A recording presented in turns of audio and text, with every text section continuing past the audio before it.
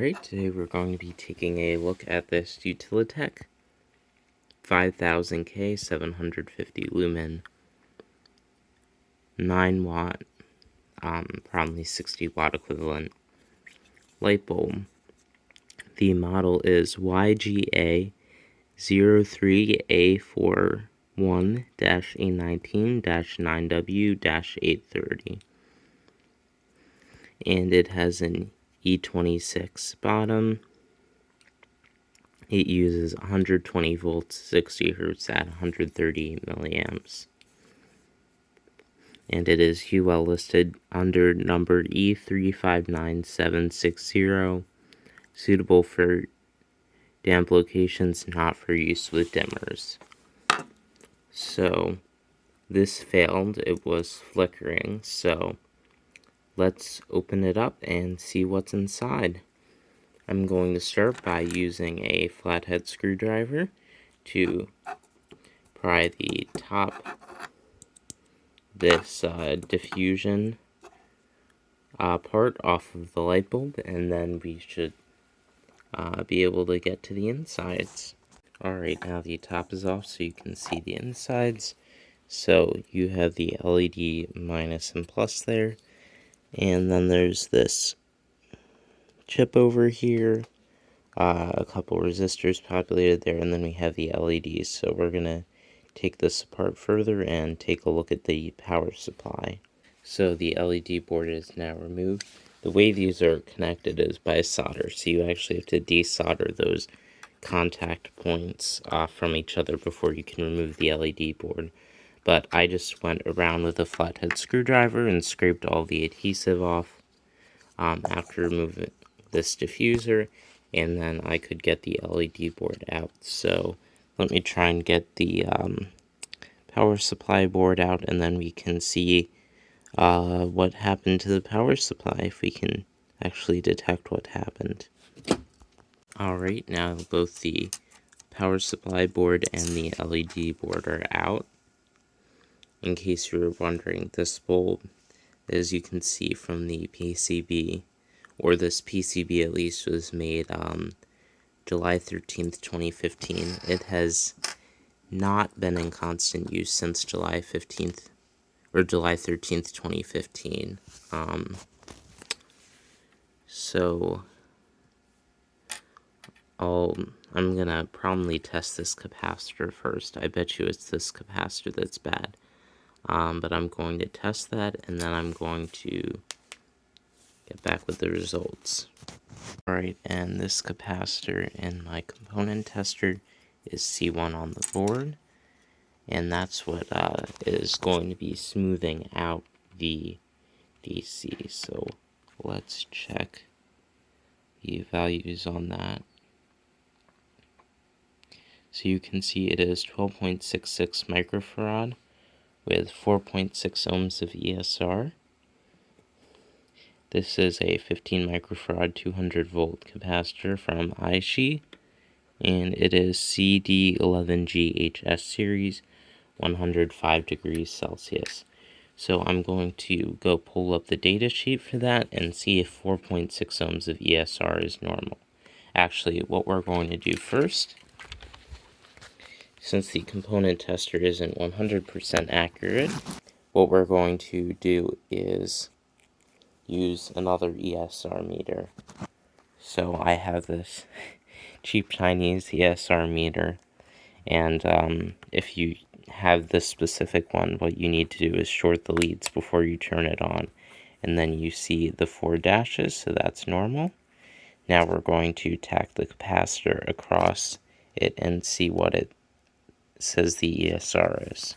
And we can see from the ESR meter there is about 6.1 ohms of ESR on the capacitor.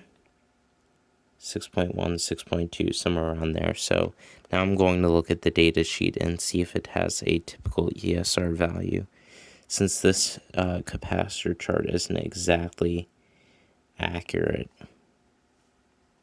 Alright, so our capacitor here had around 5.6 ohms of ESR average when I tested it, and I wasn't sure if that was actually a good value, but what I do have is I have a lot of salvage capacitors here and here, and one of them was another capacitor from Aishi, another 105 degree C capacitor, the CD11GE series. So I know that it's a similar product, so just to get an idea, this tests at 16.62 microfarads with 3.4 ohms of ESR, and you can also see the V loss is 1.3%. Whereas, again, if I look at this capacitor, it is showing 12.55 microfarads. Now it's saying the ESR is 6.2 ohms. See, it keeps going up now that it's getting colder. The V loss you don't really have to worry about.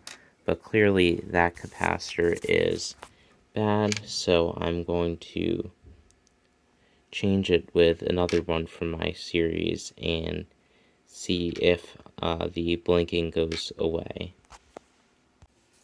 Alright, so we have our schematic now. We're going to start by looking at the power supply, which is either model RH02 or model XHL063.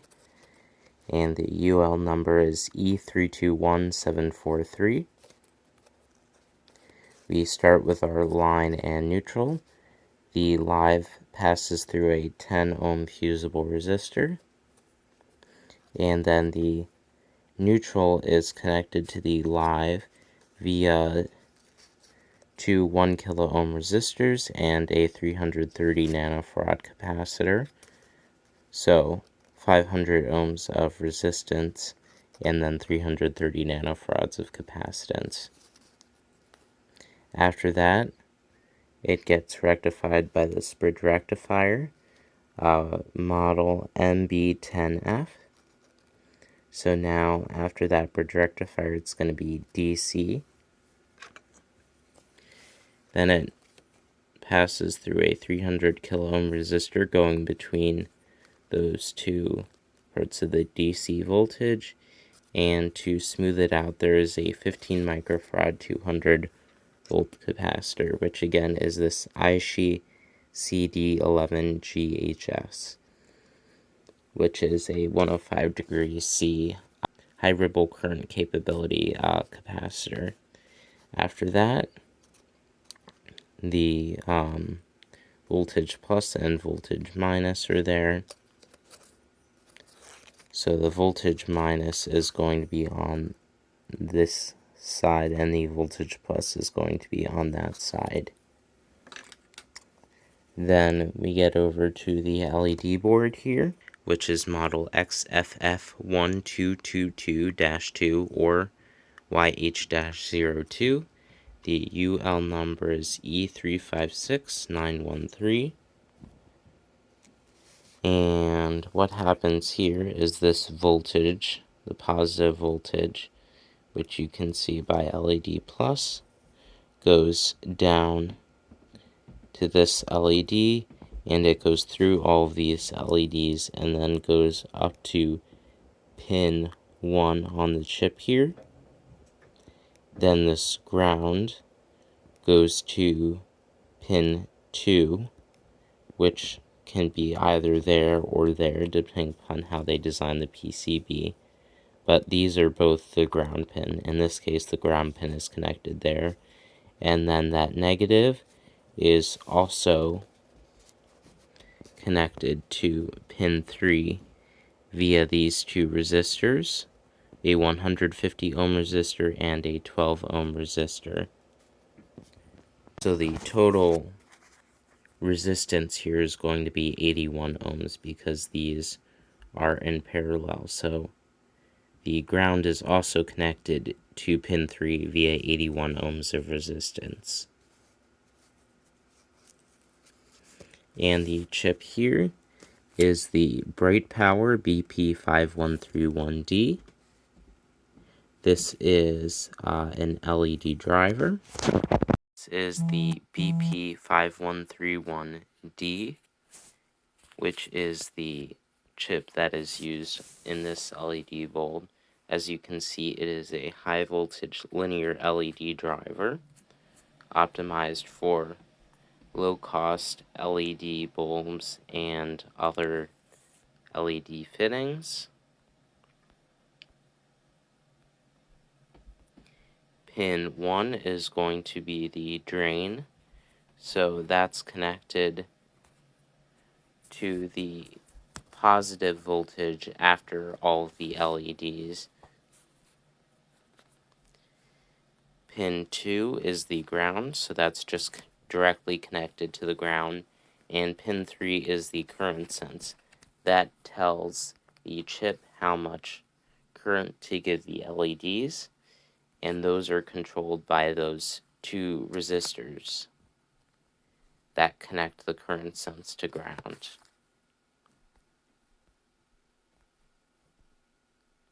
And you can see all of that with the pin numbers, pin names, and pin descriptions here.